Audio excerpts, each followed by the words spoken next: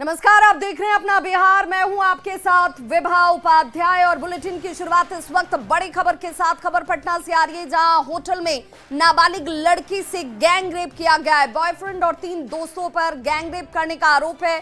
Police ने चारों आरोपी को हालांकि गिरफ्तार कर लिया है। होटल में नाबालिग से दुष्कर्म का ये मामला, बॉयफ्रेंड और 3 दोस्तों पर ही इसके आरोप लगे हैं।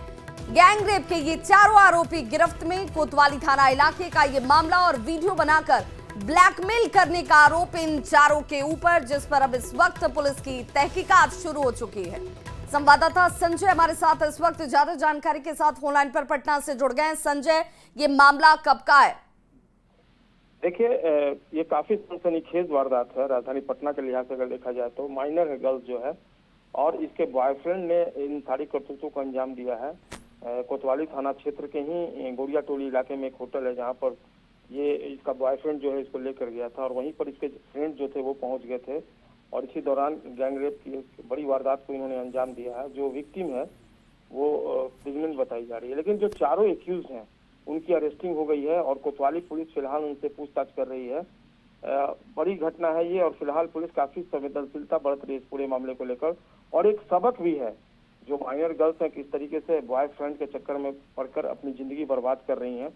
वो चली गई थी लड़की होटल में, और वहीं पर उसने अपने जो बाकी के फ्रेंड्स थे उनको बुलाया और इस घिनौनी करतूत को अंजाम दिया है। बहरहाल पुलिस पूरे मामले की छानबीन कर रही है, अरेस्टिंग हो गई है, और आगे किस तरह की कार्रवाई होती है ये देखना होगा। बहुत बहुत शुक्रिया संजय इस तमाम जानकारी के लिए। तो इस वक्त चारों आरोपी गिरफ्त में और पुलिस इनसे पूछताछ कर आगे की कार्रवाई में जुट गई है। अगली बड़ी खबर मोतिहारी से आ रही है, जहां डिफ्यूज्ड हैंड ग्रेनेड मिलने की वजह से इलाके में हड़कंप मच गया। रक्सौल के पास डिफ्यूज्ड ग्रेनेड की बरामदगी की गई है और बताया जा रहा है कि खिलौना समझकर बच्चा इसे लेकर घूम रहा था। एसएसबी ने हैंड ग्रेनेड को अपने कब्जे में लिया है। जांच एजेंसी फिलहाल जांच में जुट गई है कि आखिर ये डिफ्यूज्ड हैंड ग्रेनेड भी यहां पर कैसे पहुंचा। और फिलहाल मोतिहारी से ये बड़ी खबर, जहां पर बच्चा देखिए इसी हैंड ग्रेनेड को लेकर खिलौना समझकर घूम रहा था। जब इस पर अब लोगों की नजर पड़ती है तो रक्सौल के पास जैसे ही इस खबर के सामने आने के बाद तहकीकात शुरू हुई है। संवाददाता अवनीश हमारे साथ इस वक्त इस खबर पर जुड़े हुए हैं। और अवनीश, जरा ये बताइए कि ये हैंड ग्रेनेड जब बच्चे के पास था तो आखिर एसएसबी तक ये जानकारी कैसे पहुंचती है, और तहकीकात में इस वक्त क्या जानकारी सामने है? हाँ बिल्कुल, देखिए मोतिहारी के रक्सौल में भारत नेपाल मैत्री पुल है, और वो पुल जो है नेपाल से बहने वाली सिरिसवा नदी के ऊपर पुल बनी है। और ठीक उसी पुल के नीचे जो बच्चों के हाथ में जो है हैंड ग्रेनेड जो है वो मिला। एसएसबी को स्थानीय लोगों ने जानकारी दी कि बच्चा जो है, कुछ बच्चा नदी में नहा रहा है और वो किसी बड़े सामान के साथ वो खेल रहा है। जब एसएसबी को जानकारी मिली, एसएसबी की पूरी टीम वहां पहुंची तो देखी कि बच्चे के हाथ में हैंड ग्रेनेड है। भले ही वो डिफ्यूज है, पुलिस बता रही है कि वो डिफ्यूज हैंड ग्रेनेड है, लेकिन ये बड़ा चर्चा का विषय है कि आखिर ये हैंड ग्रेनेड आया कहाँ से, क्योंकि नेपाल से होकर वो नदी बहती है।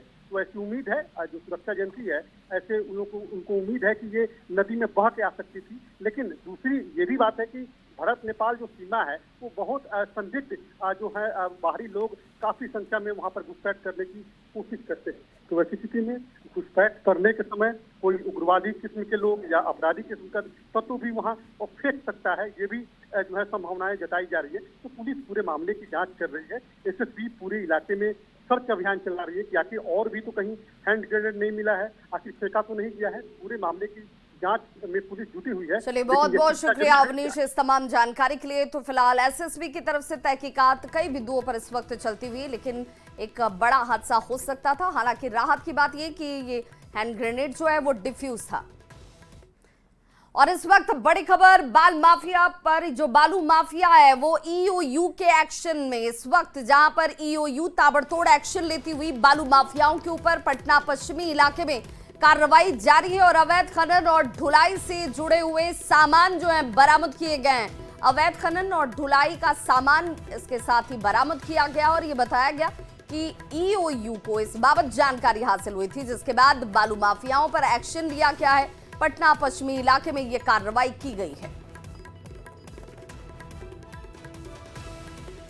बिहार विधानसभा चुनाव को लेकर तेज हुई सियासी हलचल के बीच चुनाव आयोग की तैयारियों को देखते हुए सूत्रों के हवाले से चर्चा इस बात की कि अक्टूबर के पहले हफ्ते में चुनाव की घोषणा हो सकती है, यानी नवंबर के पहले या फिर दूसरे हफ्ते में विधानसभा का चुनाव हो सकता है। और इसके बाद से बिहार में सियासी तापमान इस वक्त बेहद तेज है, क्योंकि ये मानकर चला जा रहा है कि नवंबर का पहला हफ्ता या फिर दूसरा हफ्ता जब विधानसभा के चुनाव हो सकते हैं। और इसीलिए अब इसे लेकर चुनाव आयोग की तैयारियों के बीच इस चर्चा पर ज्यादा बल दिया जा रहा है कि अक्टूबर का पहला हफ्ता होगा जब चुनाव की घोषणा संभवतः चुनाव आयोग की तरफ से की जा सकती है, और नवंबर के पहले या दूसरे हफ्ते में विधानसभा का चुनाव हो सकता है। हालांकि इसके कयास पहले से लगाए जा रहे थे कि संभवतः अक्टूबर या नवंबर का ही वक्त होगा जब चुनाव होंगे, और इसीलिए इस वक्त सियासी तापमान बेहद तेज है।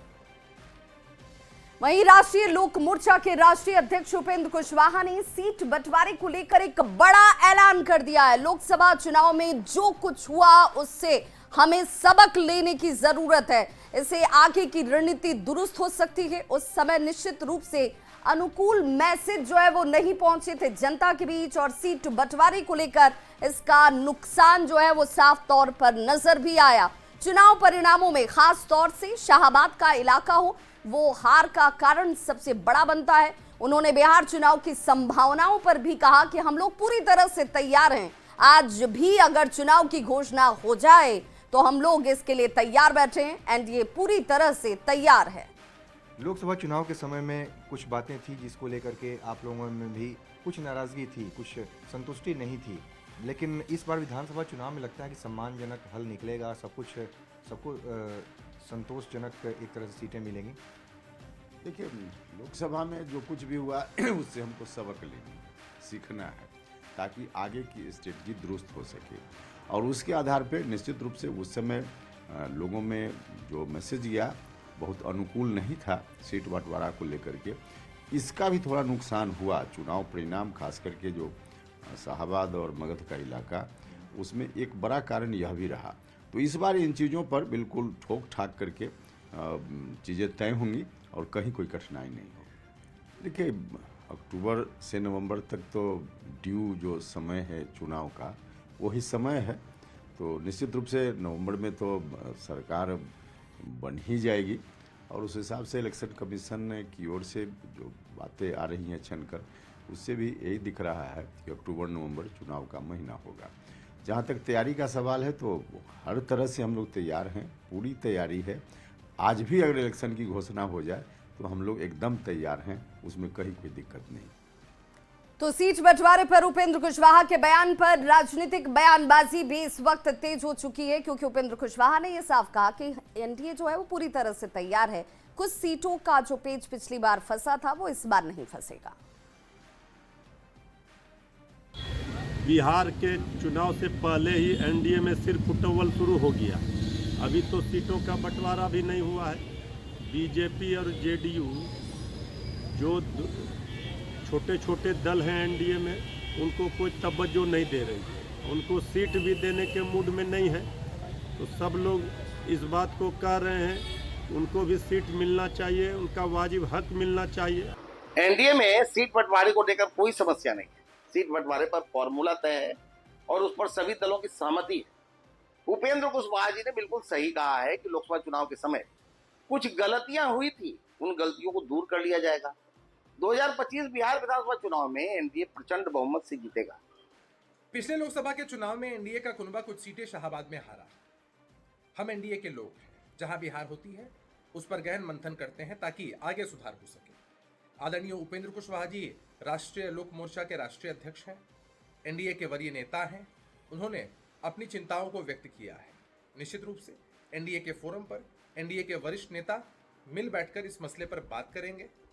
उपेंद्र कुशवाहा जी बिहार के ऐसे नेता हैं जो बार बार नीतीश कुमार जी के हाथों चले गए, और दुर्भाग्य देखिए बार बार चले गए फिर भी उन्हीं के साथ चले गए। तो सीखने की जरूरत एनडीए को कितनी है एनडीए जाने, सीखने की जरूरत तो उपेंद्र कुशवाहा जी को है कि जो आपको छलता है आप उसी के साथ खड़े होते हैं। जिस बात की चिंता हमारे नेता आदरणीय चिराग पासवान जी और मेरी पार्टी लोक जनशक्ति पार्टी रामविलास की थी, और उसी को लेकर के शाहाबाद में हम लोगों ने कार्यक्रम किया है, बड़ा कार्यक्रम किया है। आज आदरणीय उपेंद्र कुशवाहा जी ने भी अगर बोला है तो उपेंद्र जी अनुभवी नेता हैं, बड़े नेता हैं बिहार के, और इस बात को ही वह भी कह रहे हैं। तो हम लोग एनडीए में मजबूत लोग हैं और एक एक करके महसूस कर रहे हैं, और उसी की कड़ी को देखते हुए शाहबाद में एक सफल कार्यक्रम हमारे नेता आदरणीय चिराग पासवान जी ने भी किया है।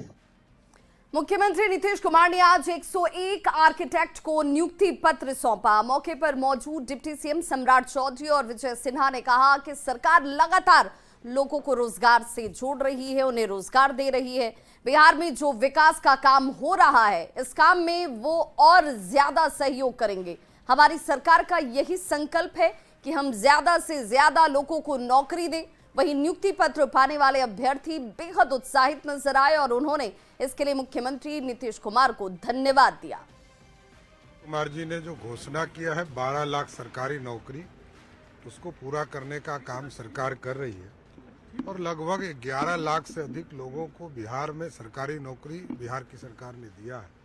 और आज आर्किटेक्ट के तौर पर जो सभी विभागों में लगभग 101 आर्किटेक्ट को नियुक्ति पत्र दिया गया। तो आज बिहार के माननीय मुख्यमंत्री नीतीश कुमार जी का हृदय से बधाई कि आज भवन निर्माण विभाग के माध्यम से सहायक वास्तुविद, आज आर्किटेक्ट की कितनी महत्व है नए संरचना, नए वातावरण में और नए टेक्नोलॉजी के साथ, और कितनी जिम्मेवारी है भूकंप रोधी वातावरण बनाने में। तो आज इनका 101 का नियुक्ति पत्र बांटा गया। हृदय से बधाई। ये बिहार को बदलने में, बिहार की मजबूत इमारत खड़ा करने में अहम भूमिका निभाएंगे। बहुत अच्छा लग रहा है। फाइनली गवर्नमेंट जॉब हो गया है। प्राइवेट में काम कर रहे थे एज एन आर्किटेक्ट और फाइनली बिहार गवर्नमेंट ने निकाला एक वैकेंसी फॉर आर्किटेक्ट्स, तो बहुत अच्छा। सीएम ने कोई संदेश भी दिया क्या? हाँ, मतलब वेल विशेस दिए हमें। बिल्कुल बहुत अच्छा लग रहा है फाइनली गवर्नमेंट जॉब पाके। और क्या प्रायोरिटी रहेगी, क्या विजन है आपका बिहार को लेकर? एक चूंकि आर्किटेक्ट में कैसे क्या कुछ बनाना चाह रहे हैं बिहार में? काफ़ी एक्साइटेड हैं और हम चाहते हैं कि बिहार में जितनी शिक्षा अभी तक पाए हैं आर्किटेक्चर में, तो हम चाहते हैं कि वो योगदान हम बिहार को दे सकें। पत्र मिला मुख्यमंत्री के द्वारा? जी, काफ़ी अच्छा लगा, अच्छा एक्सपीरियंस था। काफ़ी सारे डिग्नेटरीज वहाँ पर थे, तो काफ़ी रेस्पेक्टेबल भी फील हुआ एंड अच्छा लगा। क्या नाम? बहुत अच्छा लगा और मैं चाहती हूँ जिस पोस्ट पे मेरा हुआ है तो मैं ज्वाइन करके बहुत अच्छा काम करना चाहती हूँ यहाँ पे, और हमें बहुत अच्छा अपॉर्चुनिटी मिला है काम करने का। तो हम चाहेंगे कि हमारा बिहार भी बहुत अच्छा डिजाइन्ड और सब बेस्ट रहे। वक्त एक बार फिर से बिहार दौरे पर प्रधानमंत्री नरेंद्र मोदी जो है वो आ रहे हैं। सूत्र ये बता रहे हैं कि प्रधानमंत्री नरेंद्र मोदी का बिहार में प्रचार अभियान काफी तेज होगा आने वाले वक्त में, जिसमें सभी 9 प्रशासनिक प्रमंडलों में रैलियां करने की उम्मीद जाहिर की जा रही है। साथ ही 15 जुलाई से 15 सितंबर का वक्त होगा और इस बीच सघन प्रचार अभियान भी शुरू किया जाएगा। चुनाव की औपचारिक घोषणा से पहले सभी विधानसभा क्षेत्रों को कवर करने का लक्ष्य है। और इस खबर के बाद बिहार में सियासी गर्मी इस वक्त बेहद ज्यादा तेज है। एक तरफ एनडीए ने इसका स्वागत कर उत्साह इस पर जाहिर किया, तो वहीं विरोधी दलों ने प्रधानमंत्री के इस दौरे पर निशाना साधा है, क्योंकि प्रधानमंत्री नरेंद्र मोदी विधानसभा चुनाव की तारीखों के ऐलान से पहले सघन एक तरीके से अभियान की शुरुआत जनता के साथ जुड़ने को लेकर करने जा रहे हैं। तो इमरजेंसी के 50 साल पूरे होने पर बीजेपी का आज जगह जगह कार्यक्रम कर कांग्रेस पर आरोपों की जैसे बौछार शुरू हो चुकी है। बीजेपी के राज्यसभा सांसद दिनेश शर्मा ने आपातकाल को लेकर कांग्रेस पर जोरदार निशाना साधा। उन्होंने कहा कि आज कांग्रेस संविधान की रक्षा की बात करती है, लेकिन कांग्रेस ने ही लोकतंत्र की धज्जियां उड़ाई थी। तो इमरजेंसी के बारे में इस वक्त तमाम राजनीतिक दलों के बीच जिस बात को लेकर चर्चा हो रही है, देखिए यहां पर एनडीए की तरफ से बड़े बड़े पोस्टर्स लगाए गए हैं 50वां वर्ष, और देखिए किस तरीके से हालात बन गए थे। और ऐसे में आपातकाल में लोगों पर हुए जमकर अत्याचार की चर्चा लोगों के बीच जाकर की जा रही है। तो इमरजेंसी की सालगिरह पर पीएम मोदी ने सोशल साइट एक्स पर एक पोस्ट किया है। पीएम मोदी ने लिखा, आज भारत के लोकतांत्रिक इतिहास के सबसे काले अध्यायों में से एक आपातकाल लागू होने के 50 साल पूरे हो चुके हैं। भारत के लोग इस दिन को संविधान हत्या दिवस के रूप में मनाते हैं। इस दिन भारतीय संविधान में निहित मूल्यों को दरकिनार कर दिया गया था, मौलिक अधिकारों को निलंबित कर दिया गया था, प्रेस की स्वतंत्रता को खत्म किया गया और कई राजनीतिक नेताओं, सामाजिक कार्यकर्ताओं, छात्रों और आम नागरिकों को जेल में डाला गया। ऐसा लग रहा था जैसे उस समय सत्ता में बैठी कांग्रेस सरकार ने लोकतंत्र को बंधक बना लिया था। तो इमरजेंसी को लेकर मुख्यमंत्री नीतीश कुमार ने भी सोशल साइट एक्स पर पोस्ट किया है। मुख्यमंत्री नीतीश कुमार ने लिखा, 25 जून 1975 वो दिन हम सभी को याद है जब देश में आपातकाल लागू हुआ था। इसे स्वतंत्र भारत के इतिहास का काला दिन कहा जाता है। साल 1975 का आपातकाल तत्कालीन सरकार की तानाशाही का प्रतीक था। आपातकाल में जनता की अभिव्यक्ति की आजादी पर पाबंदी लगा दी गई थी। आपातकाल के खिलाफ लोकनायक जयप्रकाश नारायण जी ने आंदोलन शुरू किया। मैंने भी अपने कई साथियों के साथ इस आंदोलन में भाग लिया तथा आपातकाल का सक्रिय विरोध किया। हम सभी साथियों को तानाशाही के खिलाफ आवाज उठाने के लिए जेल में बंद कर दिया गया था, लेकिन देशवासियों ने एकता और साहस का परिचय दिया। एकजुट होकर हमने ये लड़ाई लड़ी।